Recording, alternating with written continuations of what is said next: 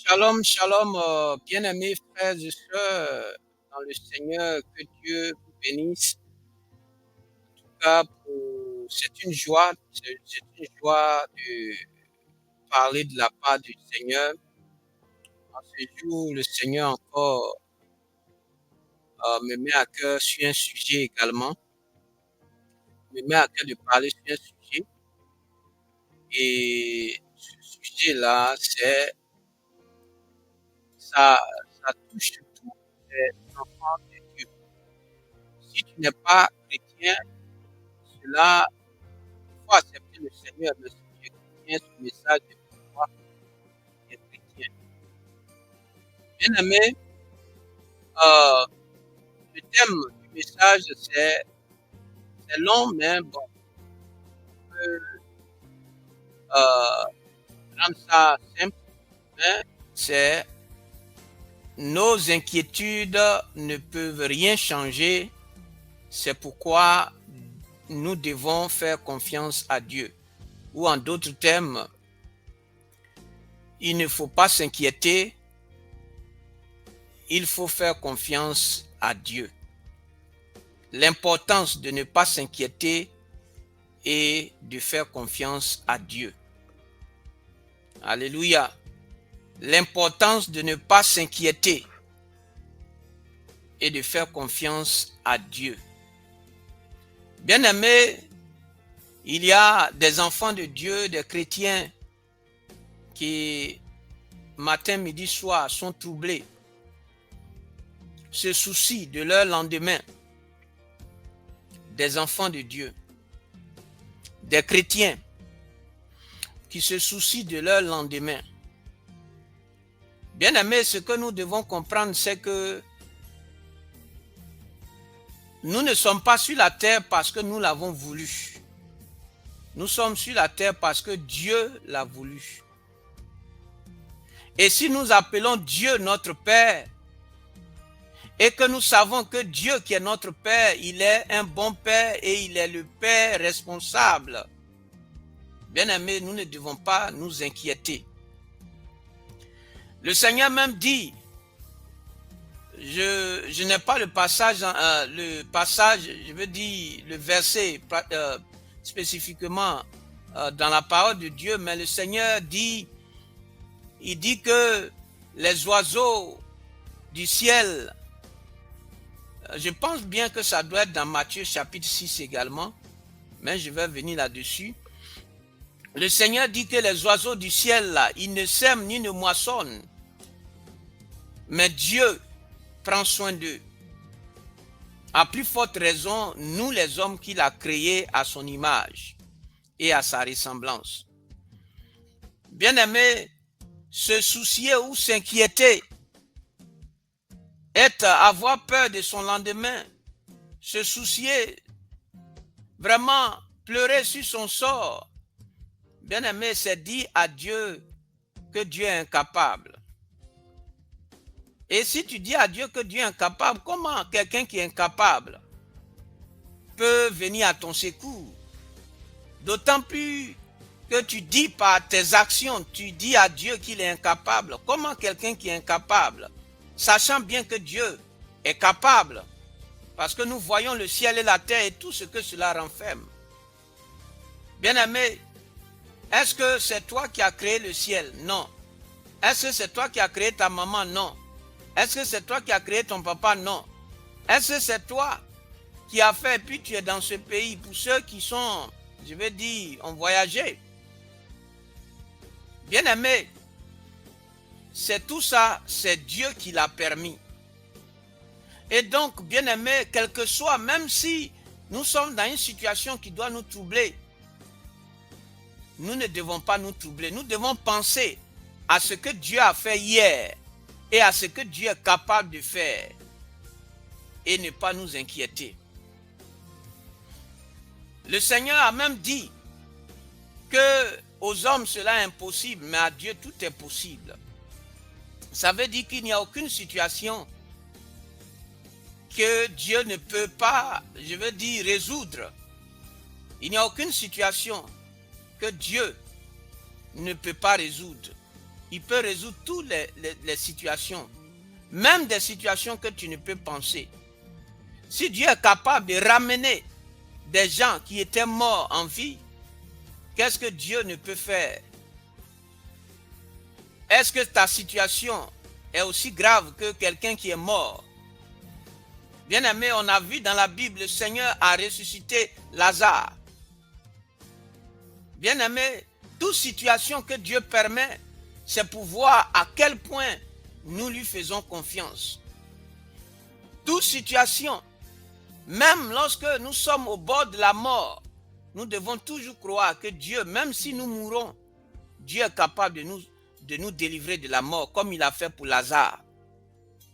Bien-aimé, le Seigneur a dit qu'il te sera fait selon ta foi. C'est selon la foi que tu as en lui que Dieu va te donner. Il a dit, oh oui, lorsque il a dit aux disciples d'aller, de passer de l'autre bord et que la mer a commencé à se déchaîner, les disciples étaient troublés. Bien-aimés, les disciples étaient troublés. Le Seigneur était là, couché dans la barque. Est-ce qu'en réalité le Seigneur dormait? Non. Dieu ne dort pas. Mais Dieu voulait voir à quel point, bien-aimé, les disciples lui font confiance. Oui, Dieu voulait voir. C'est pourquoi quand il s'est levé, quand ils ont dit Seigneur, Seigneur, nous périssons, tu es couché, nous périssons. Le Seigneur s'est réveillé. Lorsqu'il a calmé la tempête, il a dit, gens de peu de foi. Il était déçu de voir que malgré tout ce qu'il a fait, et que eux-mêmes ils ont vu avec leurs propres yeux, mais ils ont toujours peur. Ils craignent qu'ils puissent être noyés et mourir par la noyade. Bien-aimé, le Seigneur était vraiment déçu de voir et il leur a reproché d'avoir peu de foi. Gens de peu de foi. Bien-aimé. Donc, bien-aimé, l'inquiétude ne change jamais la situation. Ce n'est pas parce que tu t'inquiètes que la situation va changer. Ce n'est pas parce que ton cœur bat que la situation va changer parce que toi, ton cœur bat. Non. Bien-aimé, nous devons faire confiance à Dieu. Lorsque l'inquiétude vient, dis à l'inquiétude que tu fais confiance à Dieu, que Dieu tient ta vie. Même si la mort vient, Dieu est capable de te ressusciter de la mort. Bien-aimé, Dieu est capable de tout faire.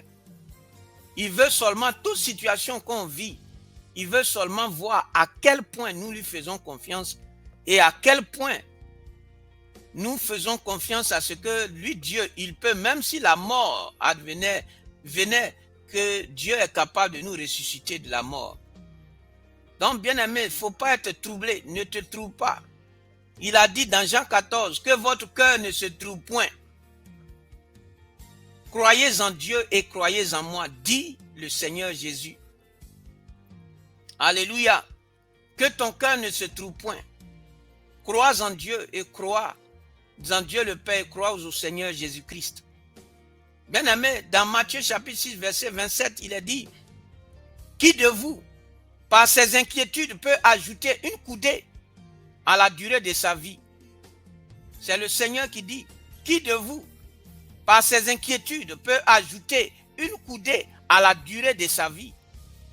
Bien-aimé, c'est clair qu'on ne peut pas, par nos inquiétudes, ajouter, ne serait-ce même une seconde, à notre vie. Et donc, pourquoi nous nous inquiétons? Pourquoi nous laissons le diable nous troubler notre quiétude en nous inquiétant? Pourquoi laissons-nous? Oui, bien aimé, c'est vrai, il peut y avoir des situations, mais ressaisissons-nous. Parce que nous faisons confiance à ce que Dieu, il est dans notre barque. Et si le Seigneur est dans ta barque, comme il a été dans la barque avec les disciples, bien aimé, tu dois croire que le Seigneur est capable, même si il y avait noyade, le Seigneur est capable de te ramener en vie. Rien ne lui est impossible. Il a dit, aux hommes cela est impossible, mais à Dieu tout est possible. Si tu crois, tu verras la gloire de Dieu. Si tu crois, tu verras la gloire de Dieu. Mais si tu ne crois pas, bien-aimé, ce sera vraiment triste. Parce que ce n'est pas parce que nous ne croyons pas ou que nous nous inquiétons que cela change quelque chose, non seulement à notre situation, mais à la position de Dieu. Ce n'est pas parce que nous nous inquiétons que Dieu n'est plus Dieu ou que la situation va changer. Bien-aimé, Dieu veut que nous lui fassions confiance et que nous ne nous inquiétons pas. L'inquiétude ne guérit pas, ne paie pas de facture, n'ouvre aucune porte, n'attire aucune bénédiction, n'améliore aucune situation. Donc, bien aimé, inquiétude est égale à zéro résultat. Alléluia. Bien aimé, ce que je voulais aussi mentionner comme deuxième point, c'est que l'inquiétude apporte de graves conséquences spirituelles. Donc, l'inquiétude étouffe la foi. Parce que qui dit l'inquiétude dit le doute. Et donc, bien aimé, si tu doutes, tu ne peux pas avoir la foi et puis douter. Soit c'est l'un ou l'autre. Alléluia. Donc, l'inquiétude étouffe la foi. A-t-il la peur? Dieu ne veut pas que nous ayons peur. Alléluia, parce qu'il est là. Il est tout puissant. Il peut tout faire. Il peut tout faire. Aucune situation n'est constante au-devant de lui. Aucune situation. Oui, bien-aimé, Dieu est capable de tout faire. Même ce que tu peux même pas imaginer, Dieu est capable de le faire. Et donc, bien-aimé, c'est cette foi-là que Dieu veut que nous puissions manifester. Dis au Seigneur que Seigneur, c'est vrai, c'est une situation qui dépasse mon entendement, mais je sais que tu es tout puissant et que tu es capable de changer ma situation. Alléluia. Bien-aimé, l'inquiétude ouvre la porte au découragement. Dieu ne veut pas qu'on soit découragé. Voilà, si tu es découragé, c'est comme si tu dis que Dieu n'est pas capable. Alléluia. Le découragement, l'inquiétude, dis à Dieu indirectement, même si tu n'ouvres pas la bouche pour dire à Dieu, quand tu t'inquiètes, que tu as peur, que tu es troublé pour ta situation, tu dis à Dieu que Dieu ne peut pas faire. Tu dis à Dieu que Dieu est limité, qu'il ne peut pas faire. Bien-aimé, c'est une injure, c'est une insulte à Dieu. Oui, parce que quand Dieu, comment tu peux penser que le boss des boss est là et puis tu as peur? Bien-aimé, c'est comme si tu vas dans un restaurant avec le président. Tu t'entres dans un grand magasin avec le président. Il dit, il faut rentrer, allons-y ensemble. Et puis toi, tu es là, tu trembles sur toi parce que si tu prends ça là, c'est trop cher. Bien-aimé, même si c'est cher, il a les moyens. Alléluia. Même si c'est cher, comment, le Dieu que tu adores, à qui tu as donné ta vie, est capable de changer la situation, de payer quel que soit le prix. S'il a donné sa vie, bien-aimé, si Dieu a donné ce qu'il avait de plus cher, c'est-à-dire sa vie à la croix, est-ce que tu crois que Jésus, oui, il t'a donné quelque chose qu'il avait de plus cher, qui est sa vie? Parce que si tu ne crois pas que le Seigneur t'a donné ce qu'il avait de plus cher par sa mort, puisque ce qu'il avait de plus cher, c'était de donner sa vie. Et donc, il a donné sa vie. Donc, qu'est-ce qu'il ne peut te donner? S'il t'a donné quelque chose qu'il avait, ça veut dire, s'il t'a donné quelque chose de plus cher, qui est sa vie, qu'est-ce que tu peux lui demander qu'il ne peut te donner? Bien-aimé, Dieu veut voir seulement que nous lui faisons confiance, quelle que soit la situation. Dans Proverbes chapitre 12, verset 25, l'inquiétude dans le cœur de l'homme là-bas. C'est pourquoi beaucoup ont problème de cœur, problème de maladie, parce que l'inquiétude va créer des problèmes dans ton corps. Alléluia. L'inquiétude, comme la parole de Dieu même dit, l'inquiétude dans le cœur de l'homme l'abat. Et si tu es abattu, tu ne peux plus rien faire.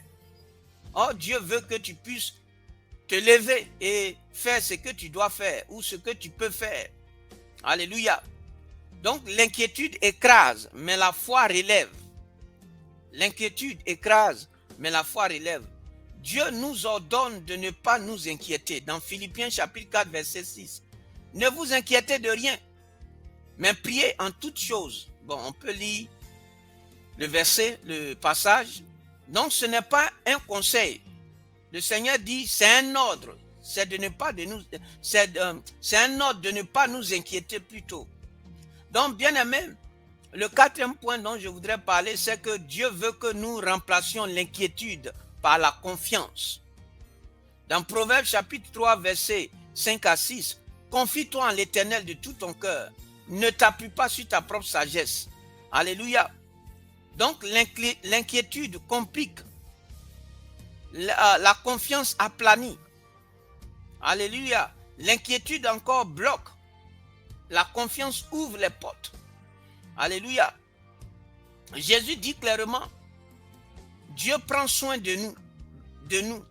Et on peut voir ça dans Matthieu chapitre 6, verset 31 à 32. Alléluia. Ne vous inquiétez donc pas. Votre Père Céleste sait que vous en avez besoin. Alléluia. Dieu sait que tu as besoin. Dieu sait que tu es dans une situation qu'il doit t'enlever dans cette situation. Dieu entend. Dieu voit. Il a des yeux, il voit. Il a des oreilles, il entend. Il a une main, il agit. Donc, bien aimé, le Dieu qui a créé toutes choses, il n'est pas un Dieu mort. Il est un Dieu, il est le Dieu vivant, le Dieu tout-puissant. Alléluia. Donc, l'inquiétude est un manque de foi. Or, si tu manques, tu t'inquiètes, ça veut dire que tu dis que Dieu n'est pas capable. Mais comment est-ce que quelqu'un qui n'est pas capable peut te sortir d'une situation? Alléluia. Dans Marc chapitre 4, verset 40, on peut voir le Seigneur qui dit, pourquoi avez-vous peur? Où est votre foi?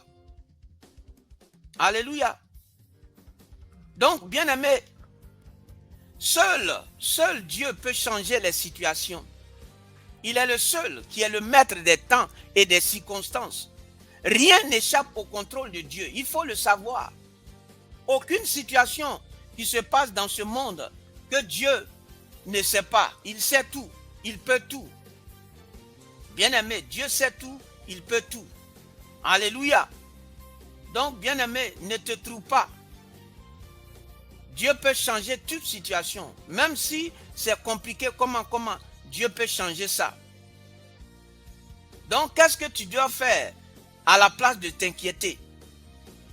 Tu dois confier tes soucis à Dieu. Alléluia. Dans 1 Pierre chapitre 5, verset 7, déchargez-vous sur lui de tous vos soucis. Bien-aimé, tu dois remercier au lieu de paniquer. Alléluia.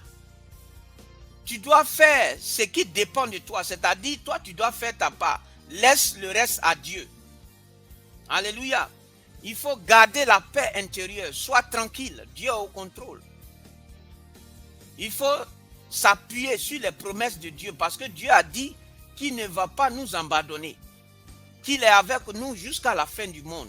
Donc il faut t'appuyer sur ce que Dieu lui-même a dit. Alléluia. Il dit même lorsque nous passons par l'ombre de la vallée de la mort, il est avec nous. Alléluia. Donc bien aimé, je vais m'arrêter là. C'est vrai, ce message peut être long, mais c'est pour t'encourager. C'est pour t'exhorter, pour dire que le Seigneur a le contrôle de tout. Fais-lui confiance. Ne regarde pas à la taille de Goliath qui est ton problème, mais regarde à la grandeur de ton Dieu. Alléluia. Que Dieu te bénisse. Shalom, que Dieu nous garde.